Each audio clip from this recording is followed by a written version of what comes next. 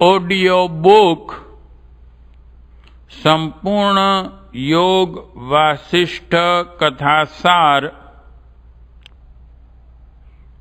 Chapter 3 उत्पत्ति प्रकरण sound track number 2। रानी बोली, हे देवी आपकी जय हो। हे अम्ब, हे मातः, हे जगदम्बिके, इस दीन सेविका का आप संकट से उद्धार करें। हे शुभे, मैं आपसे जो 2 वर मांगती हूँ उन्हें मुझे देने की कृपा कीजिए। उनमें पहला वर तो यह है कि जब मेरे पतिदेव का शरीर छूट जाए तब उनका जीव मेरे इस अंतःपुर के मंडप से बाहर न जाए। और हे महादेवी, मैं दूसरा वर यह मांगती हूँ कि जब जब मैं आपसे वर पाने के उद्देश्य से दर्शन देने की प्रार्थना करूं तब तब मुझे अवश्य दर्शन दें। लीला की यह बात सुनकर जगदम्बा सरस्वती ने कहा, हे बेटी, तुम्हारी यह अभिलाषा पूर्ण हो। कुछ समय पश्चात किसी शत्रु ने आक्रमण किया और लीला के पति युद्ध में घायल होकर धराशायी हो गए। वे अंतःपुर में लाए गए और वहीं मर गए। पति के वियोग में अत्यंत विह्वल हुई लीला के ऊपर दयामयी सरस्वती ने आकाशवाणी के रूप में कृपा की। श्री वागेश्वरी सरस्वती ने कहा, हे बेटी, अपने पति के शव को तुम फूलों के ढेर में छिपा कर रखो। ऐसा करने से तुम फिर अपने इस पति को प्राप्त कर लोगी। न तो ये फूल मुरझाएंगे और न तुम्हारे पति का यह शव ही सड़ गल कर नष्ट होने पाएगा। फिर थोड़े ही दिनों में यह शव पुनः जीवित होकर तुम्हारे पति का उत्तरदायित्व संभालेगा। इसका जीव तो आकाश के समान निर्मल है। तुम्हारे इस अंतःपुर के मंडप से शीघ्र बाहर नहीं निकल सकेगा। लीला ने वैसा ही किया। लीला ने अंतःपुर के उस मंडप में विशुद्ध ध्यान से युक्त अंतःकरण के द्वारा ज्ञानमयी भगवती सरस्वती देवी का बड़े दुख से आवाहन किया। देवी उसके पास आ गई और बोली, हे बेटी, तुमने क्यों मेरा स्मरण किया है? तुम क्यों अपने मन में शोक को स्थान देती हो? लीला ने कहा, हे देवी, मेरे पति कहाँ है? क्या करते हैं और कैसे हैं? मुझे उनके पास ले चलिए। मैं उनके बिना अकेली नहीं रह सकती। श्री सरस्वती जी बोली, हे सुमुखे, एक शुद्ध चेतन परमात्मा स्वरूप आकाश हैं, दूसरा मन रूप आकाश हैं और तीसरा यह सुप्रसिद्ध भूताकाश हैं। चित्ताकाश और भूताकाश, इन दोनों से जो सर्वथा शून्य है उसी को तुम चिन्मय आकाश समझो। तुमने जो अपने पति के रहने आदि का स्थान पूछा है वह चेतना आकाशमय कोश ही है। हे सुंदरी, तत्व यद्यपि इस जगत के अत्यंता भाव बोध होने पर ही सुलभ होता है, दूसरे किसी उपाय से नहीं। तथापि तुम मेरे वरदान के प्रभाव से उसे शीघ्र प्राप्त कर लोगी। यह कहकर देवी सरस्वती अपने दिव्य धाम को चली गई और लीला पूर्वक ही निर्विकल्प समाधि में स्थित हो गई। रानी ने निर्विकल्प समाधि के द्वारा चेतनाकाश में स्थित होकर उसी राज प्रसाद के आकाश में राजा पद्म को सिंहासन पर विराजमान देखा। वे अपनी वासना और कर्मों के अनुसार देह गेह एवं वैभव से संपन्न थे। पूर्व की सारी जनता और समस्त पूर्ववासियों को भी वहां देखकर सुंदरी लीला चिंता के वशीभूत हो गई। वह सोचने लगी, क्या उस नगर में रहने वाले सब के सब मर गए? फिर सरस्वती देवी की कृपा से बोध प्राप्त हुआ। उसकी समाधि टूट गई और क्षण भर में पहले के अंतःपुर में अवस्थित हो गई। इसने वहां आधी रात के समय जब लोगों को पूर्ववत सोते देखा, फिर उसने नींद में पड़ी हुई सखियों को उठाया और कहा, मुझे बड़ा दुख हो रहा है, अतः तुम लोग सभा भवन में मुझे स्थान दो। यदि मैं पति देव के सिंहासन के पास बैठूं और समस्त सभासदों को वहां पूर्ववत उपस्थित देखूं, तभी जीवित रह सकती हूं, अन्यथा नहीं। रानी के कहने पर संपूर्ण राज परिवार जाग उठा और क्रमशः सब लोग अपने अपने सर्वस्वभूत कार्यकलाप में जुट गए। राजा के सिंहासन के पास ही रानी लीला एक नूतन सुवर्णमय विचित्र आसन पर विराजमान हुई। उसने पहले की ही भांति यथास्थान बैठे हुए पूर्व परिचित समस्त नरेशों, गुरुजनों, श्रेष्ठ पुरुषों, मित्रों, सदस्यों, सुदृढ़ों, संबंधियों और बंधु बांधवों को देखा। राजा के राष्ट्र में निवास करने वाले सभी लोगों को वहां पूर्ववत देखकर रानी को बड़ी प्रसन्नता हुई। हे रघुनंदन, रानी लीला सभा भवन से उठ गई और अंतःपुर में प्रवेश कर निवास के पूर्वोक्त मंडप में फूलों से ढके हुए पति के पास जा पहुंची तथा मन ही मन इस प्रकार विचार करने लगी, ओहो, यह तो बड़ी विचित्र माया है।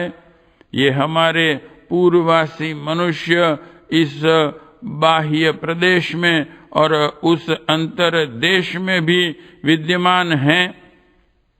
ताल, तमाल और हीन ताल आदि वृक्षों से घिरे हुए पर्वत जैसे वहां है, उसी तरह यहाँ भी है। यह बड़ी ही आश्चर्यजनक माया फैली हुई है। जैसे दर्पण में पर्वत उसके भीतर और बाहर भी स्थित प्रतीत होते हैं, उसी प्रकार चेतन आकाश रूपी दर्पण में भीतर और बाहर भी यह सृष्टि प्रतीत हो रही है। उनमें से कौन सृष्टि भ्रांतिमयी है और कौन वास्तविक, इस संदेह को मैं वागीश्वरी देवी की पूजा करके उन्हीं से पूछती हूँ, जिससे उनके उपदेश से संशय का निवारण हो जाए। ऐसा निश्चय कर रानी ने उस समय देवी का पूजन किया और देखा देवी सरस्वती कुमारी रूप धारण करके सामने आ गई हैं। तब लीला परमार्थ महाशक्ति स्वरूपा देवी को सिंहासन पर विराजमान करके स्वयं उनके सामने पृथ्वी पर खड़ी हो गई और इस प्रकार पूछने लगी, हे परमेश्वरी, मैं आपके सामने विनम्र होकर जो कुछ पूछ रही हूँ उसे बताइए। यह त्रिलोकी का प्रतिबिंब वैभव बाहर भी स्थित हैं और भीतर भी।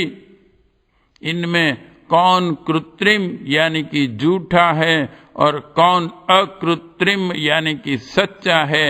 हे देवी अंबिके, जैसे मैं यहाँ खड़ी हूँ और आप यहाँ बैठी हैं, हे देवेश्वरी, इसी को मैं सच्ची सृष्टि समझती हूँ, परंतु जहाँ इस समय मेरे पतिदेव विराजमान हैं, उस सृष्टि को मैं कृत्रिम समझती हूँ, क्योंकि वह सूना है। उससे देश काल और व्यवहार की पूर्ति यानी कि सिद्धि नहीं होती। हे बेटी, अकृत्रिम से कदापि कृत्रिम सृष्टि नहीं उत्पन्न होती। कहीं भी कारण से विलक्षण सर्वथा भिन्न कार्य का उदय नहीं होता। हे माता जी, मुझे तो कारण से कार्य सर्वथा विलक्षण दिखाई देता है। मिट्टी का लौंदा जल धारण करने में असमर्थ, किंतु उसी से उत्पन्न हुए घड़े का जल आधार बन जाता है। हे सुमुखे, बताओ तो सही कि इस सृष्टि के अंतर्गत जो पृथ्वी आदि तत्व हैं, उनमें से कौन सा तत्व तुम्हारे पति की सृष्टि का कारण है। हे देवी, मेरे पति की वह स्मृति ही उस रूप में वृद्धि को प्राप्त हुई है, अतः मैं स्मृति को ही उस सृष्टि का कारण समझती हूँ।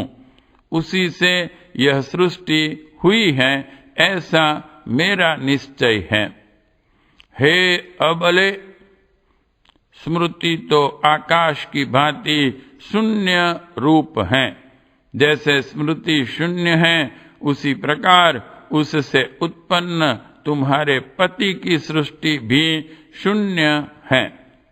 वह उस रूप में अनुभव में आने पर शून्य के सिवाय कुछ भी नहीं है।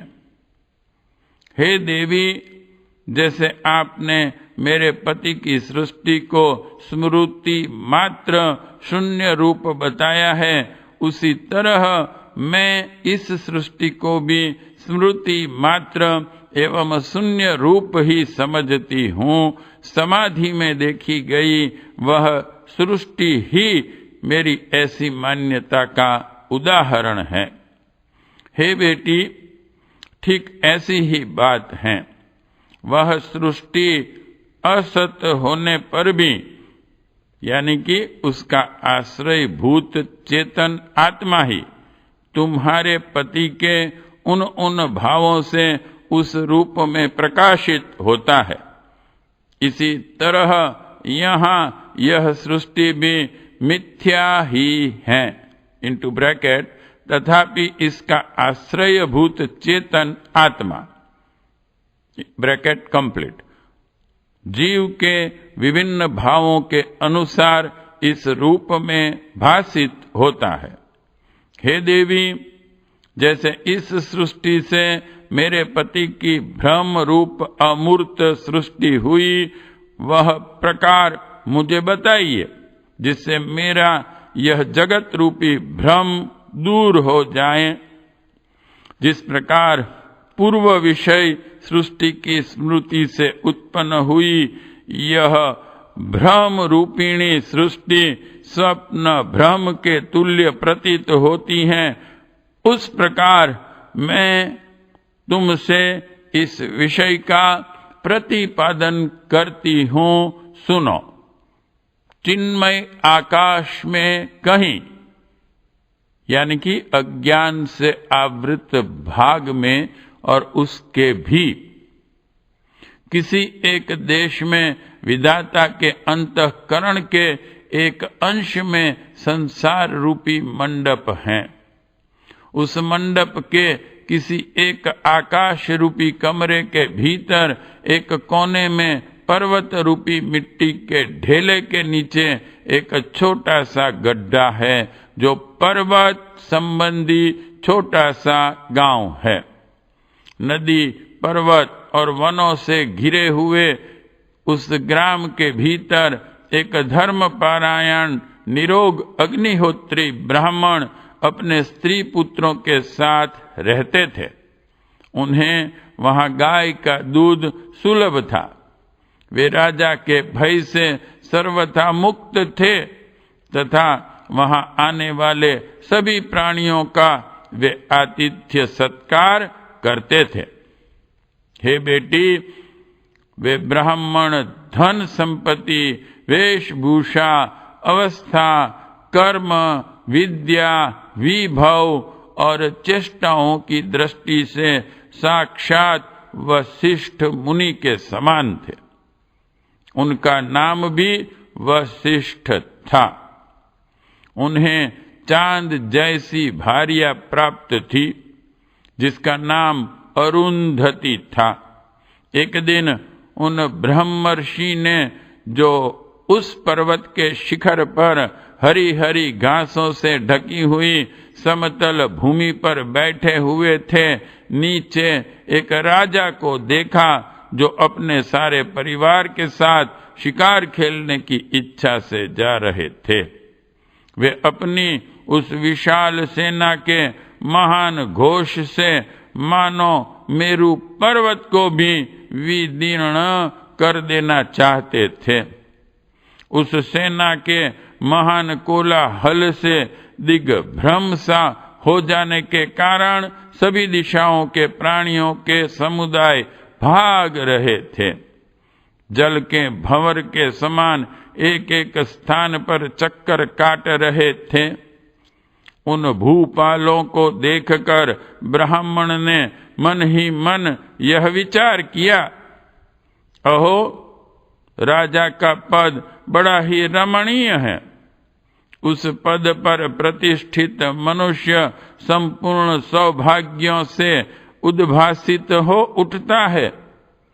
कब ऐसा समय आएगा जबकि मैं भी पैदल, रथ, हाथी और घोड़ों से संकल चतुरंगिणी सेना, पताका, छत्र और चमर से संपन्न हो 10 दिशा रूपी कुंजों को परिपूर्ण करने वाला राजा होऊंगा। उसी दिन से ब्राह्मण के मन में इस तरह का संकल्प होने लगा। वे जब तक जीवित रहे प्रतिदिन आलस्य छोड़कर स्वधर्म पालन में लगे रहें। तत्पश्चात उनके शरीर के जर्जर बना देने के लिए जर्जरित अंग वाली जरावस्था बड़े आदर के साथ उन ब्राह्मण देवता के पास आई। जब वे मृत्यु के निकट पहुंच गए, तब उनकी पत्नी को बड़ी चिंता हुई। उस कल्याणमयी ब्राह्मण पत्नी ने तुम्हारी ही भांति मेरी आराधना की। अमरत्व को अत्यंत दुर्लभ मानकर उसने मुझसे यह वर मांगा, हे देवी, मरने पर मेरे पति का जीव अपने मंडप से बाहर न जाए। अतः मैंने उसके उसी वर को स्वीकार कर लिया। कालवश ब्राह्मण का शरीर छूट गया। फिर उसी घर के आकाश में वह ब्राह्मण का जीवात्मा स्थित रहा। पूर्व जन्म के सुदृढ़ और महान संकल्प से वह ब्राह्मणी का पति स्वयं सर्वशक्तिशाली राजा बन गया। उसने अपने प्रभाव से भूमंडल पर विजय प्राप्त कर ली। उसका प्रताप स्वर्ग लोक तक फैल गया और उसने कृपा करके पाताल लोक का भी पालन किया। इस प्रकार वह त्रिलोक विजयी नरेश हो गया।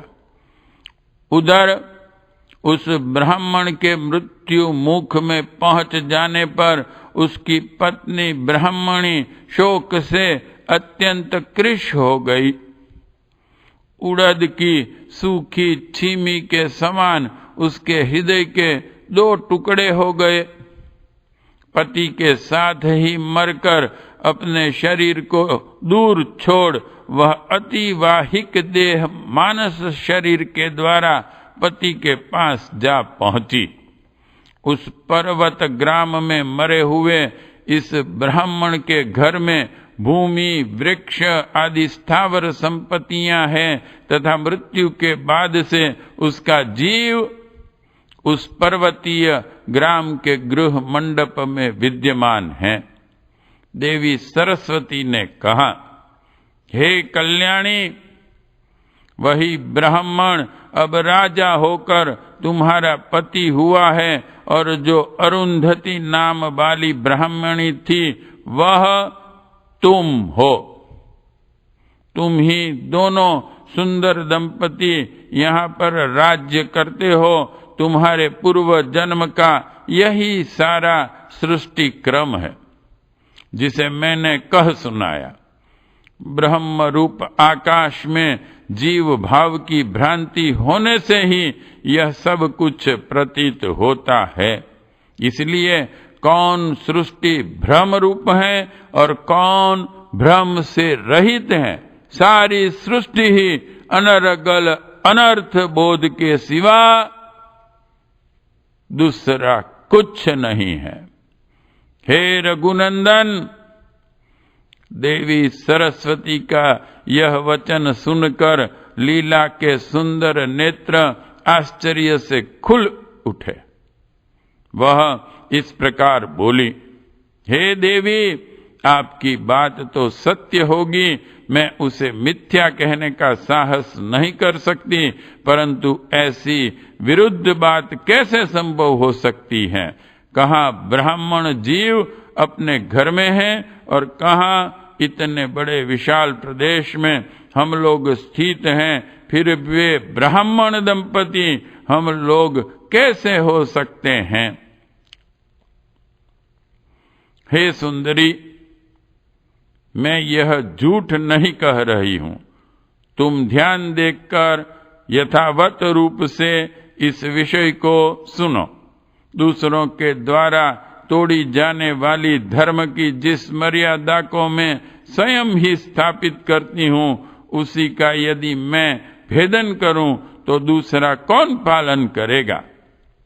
उस पर्वतीय गांव के ब्राह्मण का वह जीवात्मा अपने उसी घर के आकाश में चिदाकाश रूप होकर ही इस कल्पित महान राष्ट्र को देख रहा है। हे बेटी, उस पर्वतीय गृह के आकाश रूपी कोश में स्थित तुम्हारा जो यह घर है तथा जो मैं हूं और तुम हो, यह सब कुछ तुम केवल चिन्मय आकाश रूपी ब्रह्म ही समझो। हे लीले, मरण काल की मिथ्या भूत मूर्छा का अनुभव करके जब जीव पूर्व जन्म के सभी भावों को भुला देता है और दूसरे नूतन भाव को देखने या अनुभव करने लगता है, तब वह पलक मारते मारते मन में यह स्मरण करने लगता है कि मैं आधेय हूं और इस आधार में स्थित हूं। उसे जान पड़ता है कि मैं इस पिता का पुत्र हूं। इतने वर्षों की मेरी अवस्था हो गई। ये मेरे मनोरथ भाई बंधु हैं। यह मेरा रमणीय घर है। जब मेरा जन्म हुआ तब मैं बालक था और अब बढ़कर ऐसा हो गया हूं। स्वप्न में दृष्टा और दृश्य रूप से जो विभिन्न पदार्थ कल्पित होते हैं, उन सब में अदृश्य रूप से जो चेतन स्थित होता है, वही उन स्वप्नगत पदार्थों का बोध होने पर एक रस चेतन रूप से पुनः दृष्टि गोचर अनुभव का विषय होता है। चूंकि जल में लहरों के समान ही यह जगत भ्रमवश प्रतीत हो रहा है, अतः यह कभी उत्पन्न ही नहीं हुआ है। सरस्वती जी ने कहा, जैसे आंख खोलने पर प्राणी को सारे रूप अच्छी तरह दिखाई देने लगते हैं, उसी प्रकार मृत्यु रूपी मूर्छा के दूर होने पर जीव को शीघ्र ही संपूर्ण लोकों का पूर्णतः भान होने लगता है। विश्व का अत्यंत विस्तृत हो जाना ही मोक्ष कहलाता है। उस अवस्था में किसी के लिए भी कोई प्रिय और अप्रिय नहीं रह जाते। अरहंत और जगत की आधारभूत अविद्या का अत्यंत अभाव हुए बिना मोक्ष स्वाभाविक रूप से विद्यमान होता हुआ भी उदित नहीं होता। इस प्रकार विचार करने से यह सिद्ध हुआ कि कभी कुछ उत्पन्न नहीं हुआ। जो कुछ जगत आदि दृश्य रूप से प्रतीत होता है, वह भी चिन्मय परमात्मा है। केवल चेतन आकाश रूपी ब्रह्म ही अपने आप में स्थित है। हे देवी, वह ब्राह्मण अपनी ब्राह्मणी के साथ पूर्व सृष्टि के जिस गांव और घर में रहता था, उस सृष्टि के उसी पर्वतीय ग्राम में आप मुझे ले चलिए, मैं उसे देखना चाहती हूँ। हे लीले, चैत्य रहित परमात्मा रूप जो परम पावन दृष्टि है, उसका अवलंबन लेकर तुम इस आकार का, इस देह के अभिमान का त्याग कर निर्मल हो जाओ। तात्पर्य यह है कि पूर्व सृष्टि की उस वस्तु को देखने के लिए इस शरीर को भूल जाना आवश्यक है। इस प्रकार जब तुम देहाभिमान रूप मल से रहित हो जाओगी, तब हम दोनों साथ साथ रहकर बिना किसी रुकावट के उस सृष्टि को देखेंगे।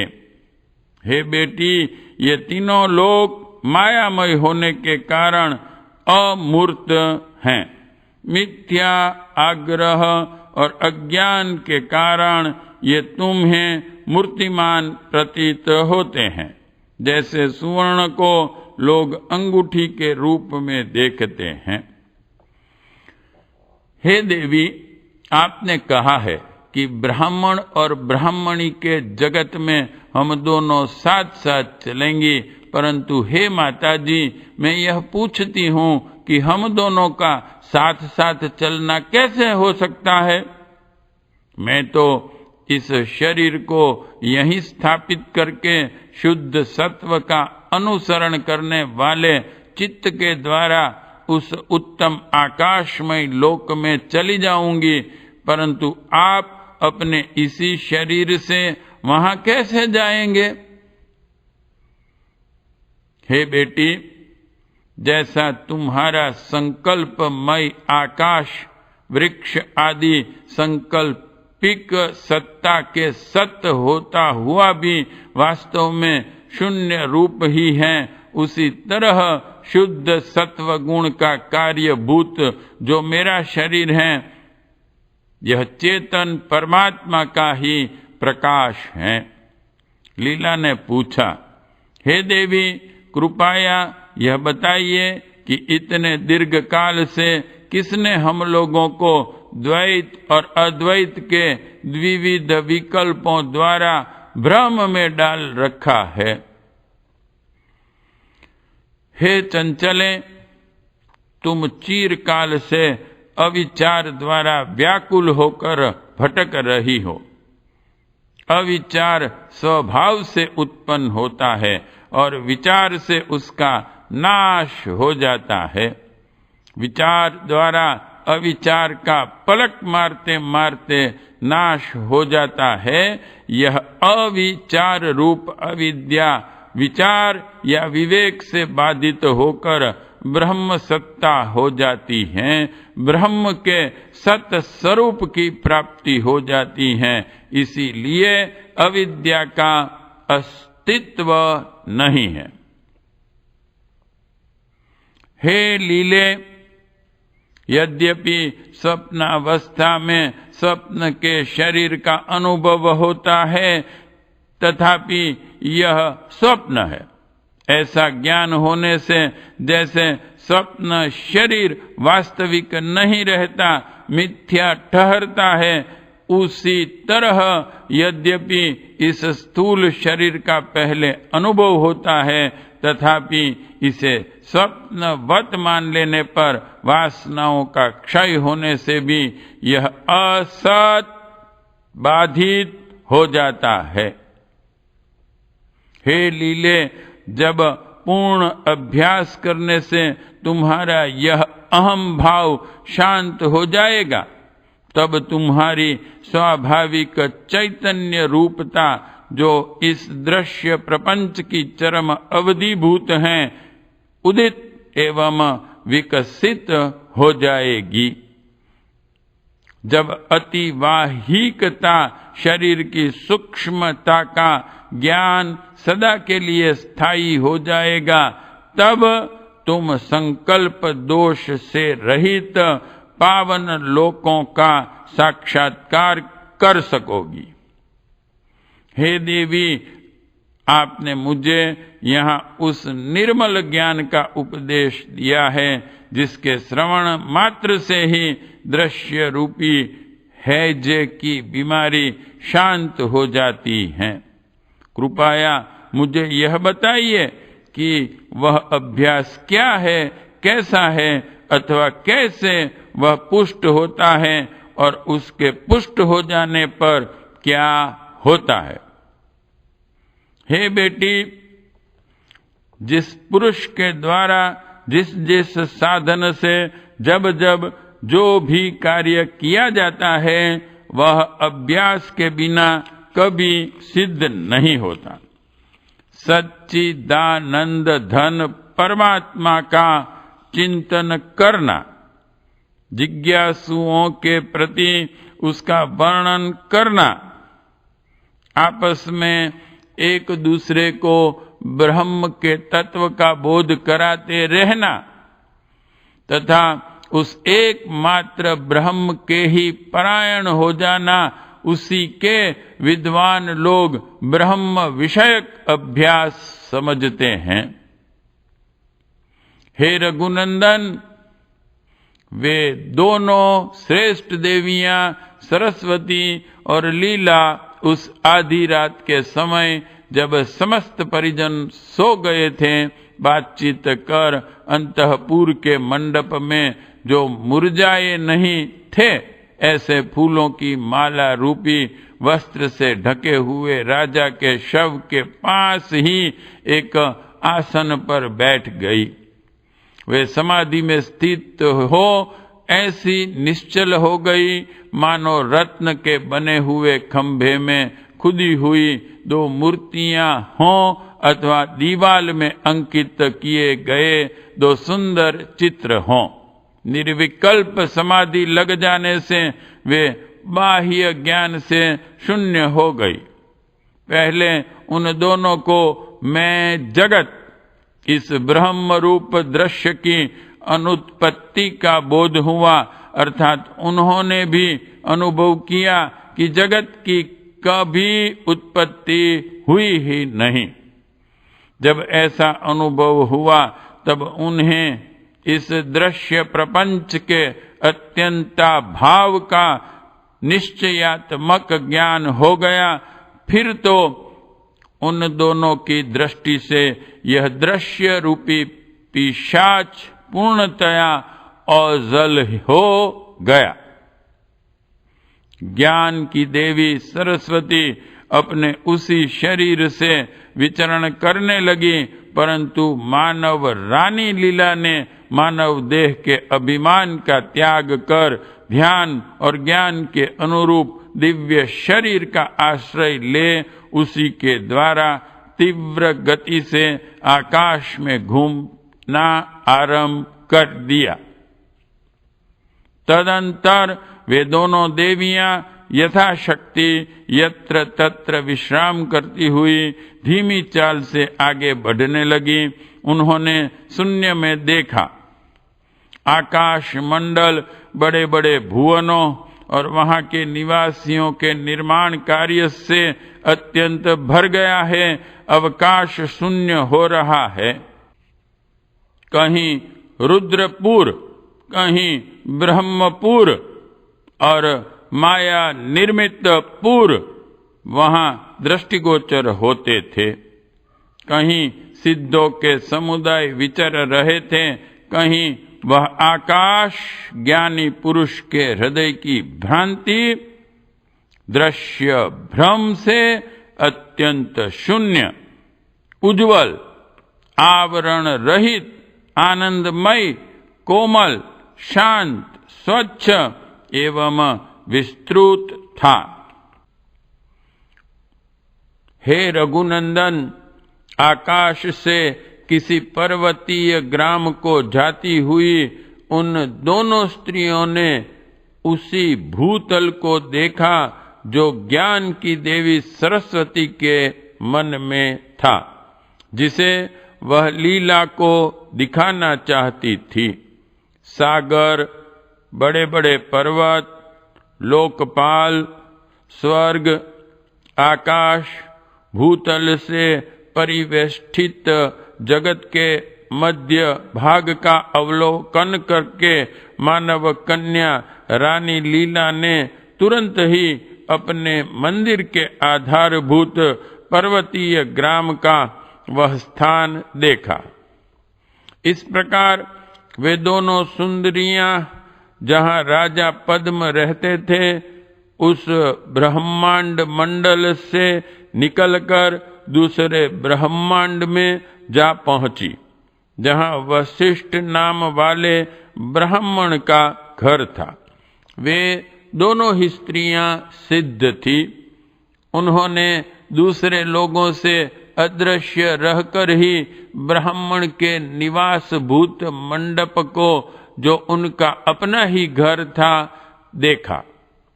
वह घर गृह स्वामी के वियोग से हतभ्रत हो गया था। उसके मुख अर्थात द्वार की कांति करुणा से व्याप्त थी और उसका विनाश निकट था।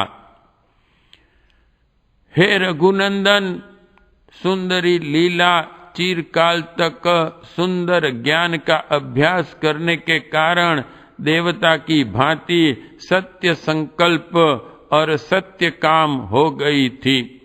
वह जो चाहती वही हो जाता था। उसने सोचा, ये मेरे बंधु जन मुझको और इन देवी सरस्वती को साधारण स्त्री के रूप में देखें। उसके ऐसा संकल्प करते ही उस घर के लोगों ने वहां दो दिव्यांगनाओं को देखा, जो उस घर को अपनी प्रभा से उद्भासित कर रही थी। वे दोनों लक्ष्मी और पार्वती की जोड़ी सी जान पड़ती थी। ज्येष्ठ शर्मा ने घर के अन्य लोगों के साथ यह कहकर कि आप दोनों वन देवियों को नमस्कार हैं, उन दोनों के लिए पुष्पांजलि छोड़ी। ज्येष्ठ शर्मा बोले, हे वन देवियों, आप दोनों की जय हो। निश्चय ही आप हमारे दुखों का नाश करने के लिए आई हैं। ज्येष्ठ शर्मा आदि के ऐसा कहने के पश्चात वो दोनों देवियां बड़े आदर से बोली, तुम सब लोग अपना वह दुख बताओ जिससे यह सारा जन समुदाय दुखी दिखाई देता है। तब उन ज्येष्ठ शर्मा आदि ने उन दोनों देवियों से क्रमशः ब्राह्मण दंपति के मरण रूप अपना सारा दुख निवेदन किया। ज्येष्ठ शर्मा आदि बोले, देवियों, यहाँ 2 ब्राह्मण पति पत्नी रहते थे जिनका आपस में बड़ा स्नेह था। वे यहाँ पधारे हुए सभी लोगों का आतिथ्य सत्कार करते थे। हमारी इस कुल परंपरा के प्रवर्तक भी वे ही थे। द्विजातियों की मर्यादा के तो वे स्तंभ ही थे। वे ही दोनों हमारे माता पिता थे। इस समय पुत्रों, बंधु बांधवों और पशुओं सहित इस घर को त्याग कर वे दोनों स्वर्ग लोक को चले गए हैं। इससे हमें तीनों लोक सुने दिखाई देते हैं। इसलिए हे देवियों, आप दोनों पहले हमारे इस शोक का निवारण करें, क्योंकि महात्माओं के दर्शन कभी निष्फल नहीं होते। पुत्र ज्येष्ठ शर्मा जब कह चुका, तब माता लीला ने अपने हाथ से उसके मस्तक का स्पर्श किया। उसके उस स्पर्श से ज्येष्ठ शर्मा के दुख दुर्भाग्य रूपी संकट का तत्काल निवारण हो गया। घर के सभी लोग उन दोनों देवियों के दर्शन से अमृत पीने वाले देवताओं के समान दुख से मुक्त हो दिव्य शोभा से संपन्न हो गए। श्री राम जी ने पूछा, हे भगवान, माता लीला ने अपने पुत्र ज्येष्ठ शर्मा को उसकी माता के रूप में ही उसे क्यों नहीं दर्शन दिया? आप पहले मेरे इस मोह रूपी संदेह का ही निराकरण कीजिए। हे रघुनंदन, मनुष्य जैसी भावना करता है उसके अनुसार ही पदार्थों का अभ्यास जनित स्वरूप दिखाई देता है। किसी भी पदार्थ का वास्तव में कोई एक रूप नहीं है। दृश्य प्रपंच तो सृष्टि के आदि में ही उत्पन्न नहीं हुआ। जो कुछ प्रतीत हो रहा है वह अजन्मा ब्रह्म है। ऐसे यथार्थ ज्ञान वाले लोगों को राग द्वेष से युक्त दृष्टि कैसे प्राप्त हो सकती है?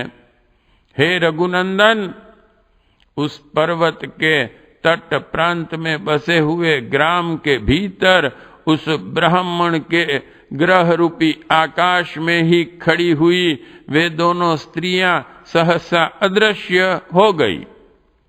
उस घर के लोगों ने समझा कि दोनों वन देवियों ने हम पर बड़ी भारी कृपा की है, अतः उनका सारा दुख मिट गया और वे अपने अपने काम धंधों में लग गए।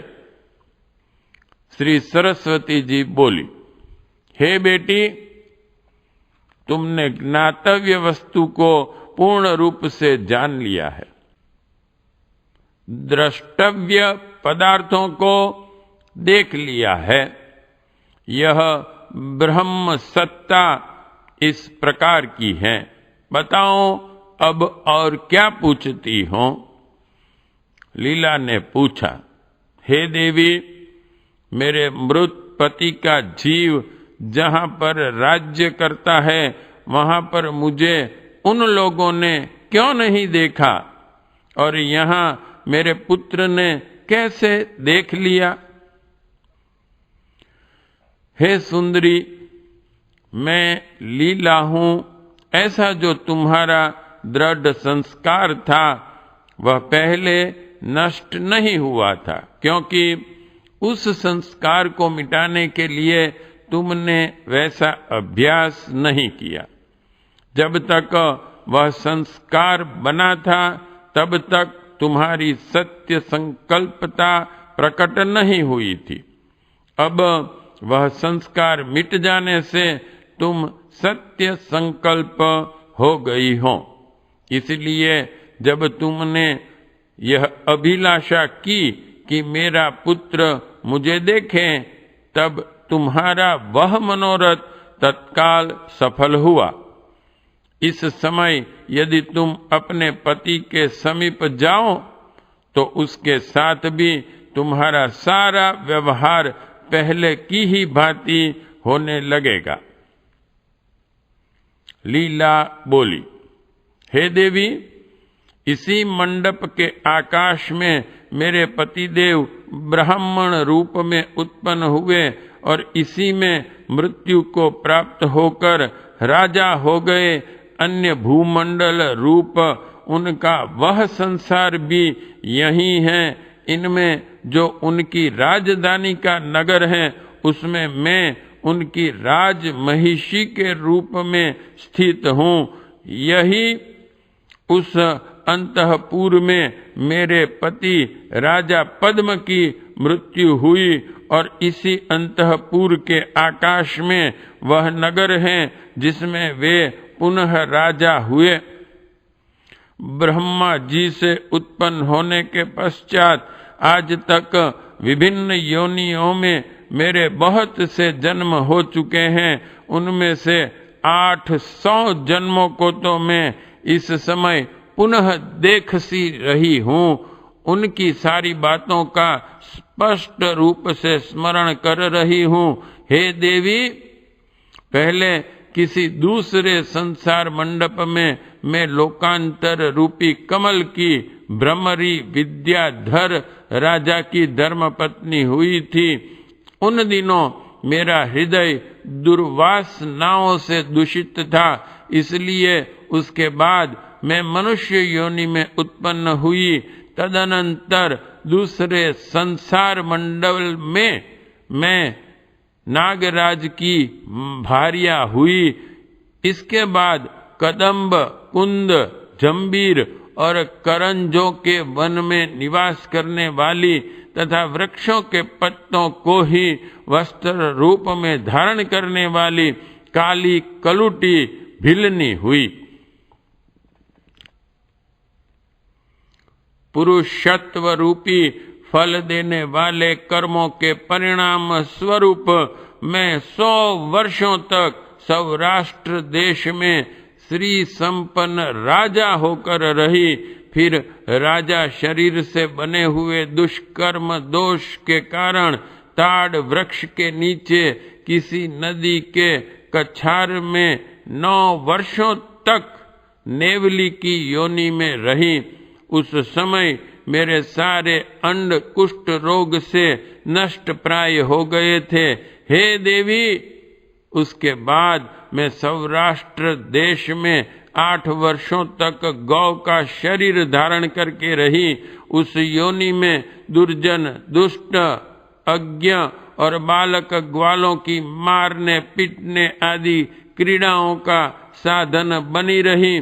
फिर क्रमशः पक्षिणी, भ्रमरी, मनोहर नेत्र वाली हिरणी, मछली, पुलिंद जाति की स्त्री, सारसी और राजहंसी हुई। इस प्रकार के शत शत दुखों से संकल्प अनेकानेक योनियों में मैंने भ्रमण किया है। तराजू के पलड़े की भांति कभी ऊंचे उठने और कभी नीचे गिरने से मेरे सारे अंग व्याकुल होते रहे हैं। मैं संसार रूपी विशाल सरिता की चंचल तरंग बनकर उठती और विलीन होती रही हूँ। जैसे वात प्रेमी जाति की हिरणी की गति को रोकना कठिन है, उसी प्रकार मैं दुर्निवार्य आवागमन की परंपरा में पढ़कर क्रमशः विभिन्न योनियों में भटकती आई हूँ। हे देवी, इस देश को देखकर मैं आपकी कृपा से अपने पूर्व जन्म की उन सभी विविध चेष्टाओं का स्मरण करती हूँ जो यहाँ घटित हुई है। मैं यहीं बूढ़ी ब्राह्मणी के रूप में रहती थी। मेरे सारे अंग उभरी हुई नस नाड़ियों से व्याप्त दिखाई देते थे। मैं बहुत दुबली पतली थी। मेरा शरीर गौर और बाल सफेद थे। मेरी हथेली सूखे कुशों के अग्रभाग से छिन्न भिन्न होती रहने के कारण रूखी हो गई थी। मैं अपने पतिदेव के कुल की वृद्धि करने वाली भार्या थी। हे रघुनंदन, यह कहकर उस पर्वतीय ग्राम के भीतर भ्रमण करती हुई लीला ने अपने साथ विचरती हुई सरस्वती देवी को मंद मुस्कान के साथ वहां की एक एक वस्तु को दिखाया। हे देवी, इस घर के आकाश में ही वह मेरे पति का जीव राजा के रूप में रह रहा है। यही अंगुष्ठ मात्र ग्रहाकाश के भीतर ही स्थित परमार्थ वस्तु पर ब्रह्म को मैंने भ्रम से करोड़ों योजन विस्तृत पति का राज्य समझा था। हे जगदीश्वरी, हम दोनों चेतन आकाश रूप परमात्मा ही हैं। मेरे पति का राज्य जो सहस्त्रों पर्वतों से भरा हुआ है, आकाश में स्थित है। यहाँ बहुत बड़ी माया फैली हुई है।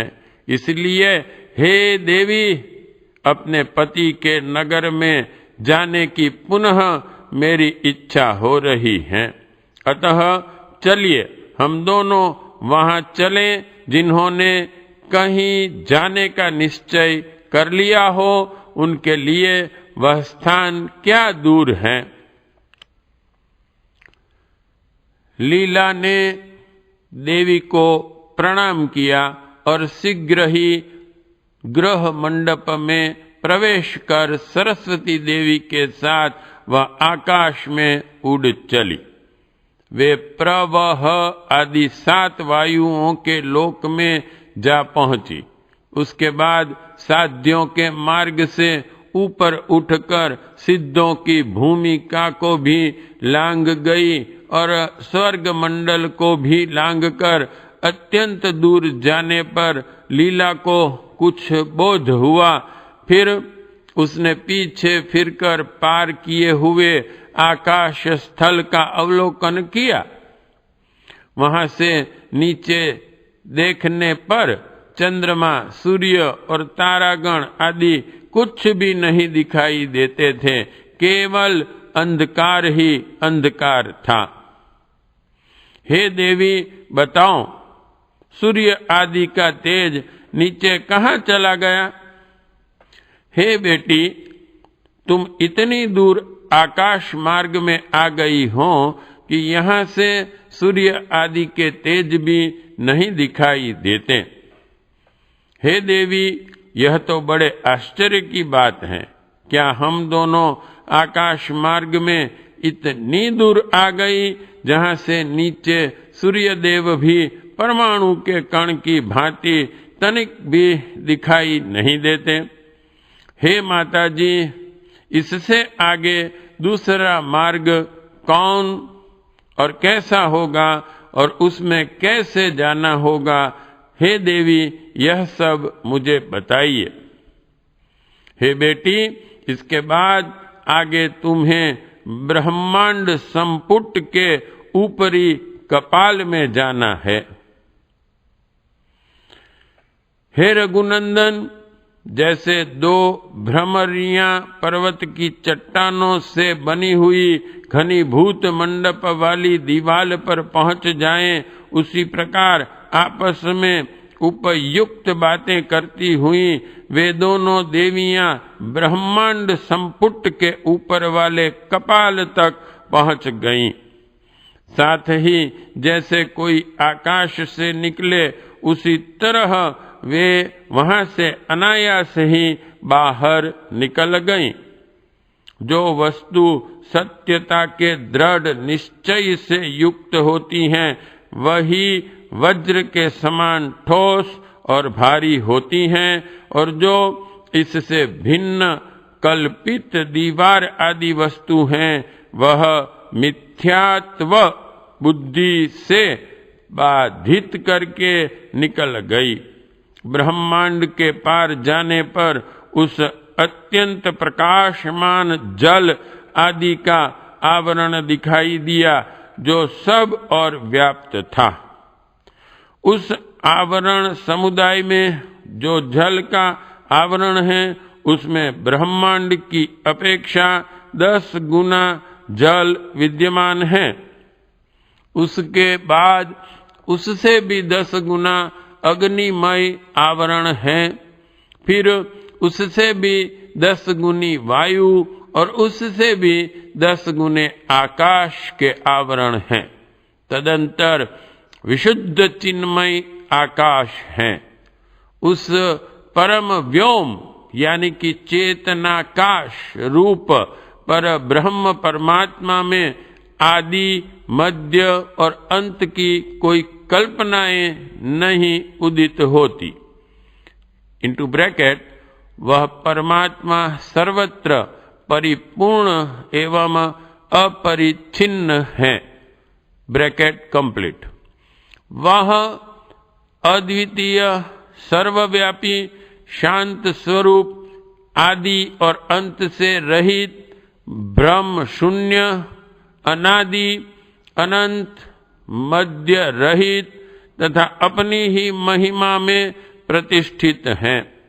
उस निर्मल चेतनाकाश स्वरूप परमात्मा में यदि एक कल्प तक बड़े भारी वेग से ऊपर से नीचे को पत्थर की शिला गिरती रहे और नीचे से पक्षीराज गरुड़ भी अपना सारा बल लगाकर ऊपर को उड़े तथा उसके बीच में सबको मापने में समर्थ वायु समान वेग से दोनों ओर बहे, तो वह भी उन दोनों का संयोग नहीं पा सकती। हे रघुनंदन, लीला ने उस अपरिमित चेतन आकाश रूप परमात्मा में इस जगत की ही भांति फैले हुए अनंत ब्रह्मांडों को देखा। अपने पूर्व जन्म के संसार से निकलकर अनंत कोटि ब्रह्मांडों की विचित्रता को देखती हुई उन दोनों स्त्रियों ने किसी ब्रह्मांड में प्रवेश करके वहां के अंतःपुर को देखा और फिर वहां से वे शीघ्र ही बाहर निकल आई। जम्बू द्वीप के भीतर भारतवर्ष में लीला के पति का राज्य था, वहां वे दोनों जा पहुंची। हे भगवान, शूर शब्द से किस तरह के योद्धा का प्रतिपादन किया जाता है? कौन स्वर्ग का अलंकार है अथवा कौन डिम्बाहव अर्थात बिना अस्त्र शस्त्र आदि के बच्चों का युद्ध कहलाता है? हे रघुनंदन, जो शास्त्रोक्त समाचार से युक्त स्वामी के लिए रणभूमि में युद्ध करता है, वह चाहे मरे या विजयी हो, दोनों अवस्थाओं में शूर कहा गया है। वही स्वर्गलोक का भागी होता है। विपरीत अत्याचारी स्वामी के लिए युद्ध करके जो रणभूमि में किसी प्राणी के द्वारा अंगों के कट जाने से मृत्यु को प्राप्त होता है, वह डिम्बाहव में मारा गया कहलाता है। ऐसा मनुष्य नरकगामी होता है। जिसका आचरण शास्त्र के अनुकूल नहीं है, उसके लिए जो मनुष्य युद्ध करता है, वह यदि संग्राम में मारा जाए तो उसे सदा बने रहने वाले नरक की प्राप्ति होती है। यथा संभव शास्त्र की आज्ञा और लोकाचार का पालन करने वाला जो व्यक्ति रणभूमि में धर्म युद्ध करता है तथा वैसे ही सदाचारी स्वामी का भक्त होता है, वह शूर कहलाता है। हे युद्ध बुद्धि वाले रघुनंदन, जो गौ, ब्राह्मण तथा मित्र की रक्षा के लिए प्राण देता है अथवा शरणागत की रक्षा के लिए यत्न करते हुए जो मारा जाता है, वह शूरवीर स्वर्ग लोक का अलंकार है। ऐसा उत्पत्ति प्रकरण 31/28 में कहा है। राजा के लिए अपना देश सदा ही रक्षणीय होता है। जो राजा एकमात्र उसी की रक्षा में लगा रहता है, उसके लिए जो युद्ध में मारे जाते हैं वे ही वीर हैं और उन्हीं को वीर लोक की प्राप्ति होती है। जो प्रजा के प्रति उपद्रव करने में ही लगा रहता है, वह राजा हो या न हो, वैसे स्वामी के लिए जो युद्ध में प्राण देते हैं वे निश्चय ही नरकगामी होते हैं। जो शास्त्र के प्रतिकूल आचरण करने वाले हैं, वे राजा हो या न हो, उनके लिए जो युद्ध में अपने अंगों को कटाकर मृत्यु को प्राप्त होते हैं, वे निसंदेह नरक में गिरते हैं। जो सदाचारी पुरुषों के लिए तलवार की धार को सहते हैं, वे शूरवीर कहे जाते हैं। शेष सभी लोग डिम्बाहव में मारे गए कहलाते हैं। हे रघुनंदन, आकाश में स्थित हुई सरस्वती देवी सहित लीला ने भूतल पर पतिदेव के द्वारा सुरक्षित सैन्य बल से संपन्न राष्ट्र मंडल में आमने सामने दो सेनाएं देखी, जो एक दूसरे के प्रति क्षोभ से भरी हुई थी। लीला और सरस्वती दोनों देवियां उस युद्ध को देखने के लिए वहीं रुके हुए एक सुंदर, सुस्थिर एवं मनोकल्पित विमान पर आरूढ़ हुई। इतने में ही दोनों सेनाओं में आमने सामने संघर्ष आरंभ होने पर शत्रु पक्ष की सेना से प्रलयकालिक समुद्र से उठी हुई एक तरंग की भांति कोई निर्भय योद्धा निकला और आगे बढ़ा। वह प्रहार करना ही चाहता था कि लीला के पति ने, जो पूर्व जन्म में पद्म था और वर्तमान जन्म में विदुरथ के नाम से विख्यात था, उसके आक्रमण को सहने में असमर्थ होकर पर्वत के शिखर पर गिराई हुई शिला की भांति उस विपक्षी योद्धा की छाती पर मुग्दर का प्रहार किया। हे रघुनंदन, वह समर सागर उद्धत तांडव नृत्य करने वाले उन्मत्त के समान प्रतीत होने लगा। हे श्री राम, कितना कहा जाए, वासुकी यानी कि शेष नाग भी अपनी 2000 जिह्वाओं से यदि आकुलता पूर्वक शीघ्रता से बताना चाहें तो भी वे इस श्रेष्ठ संग्राम का पूर्णतया वर्णन करने में समर्थ नहीं हो सकते। उभय पक्ष के सेनापतियों ने मंत्रियों के साथ विचार करके एक दूसरे के पास दूत भेजे और यह संदेश कहलाया कि अब युद्ध बंद किया जाए। इस युद्ध स्थल में विशेष परिश्रम के कारण सभी के यंत्र, शस्त्र, शास्त्र और पराक्रम मंद पड़ गए थे। अतः उस समय सब लोगों ने युद्ध बंद करने की बात हृदय से स्वीकार की। वे दोनों ललनाएं इस युद्ध के आकाश को छोड़कर उस राजमहल में खिड़कियों के छेदों से उसी प्रकार घुस गई जैसे वायु की दो रेखाएं इसी छोटे रंध्र मार्ग से अधलिखे कमल के भीतर प्रविष्ट हुई हों। हे प्रभो, यह इतना बड़ा स्थूल शरीर तंतु के समान सूक्ष्म देह की राह से किस प्रकार उस घर में प्रविष्ट हुआ?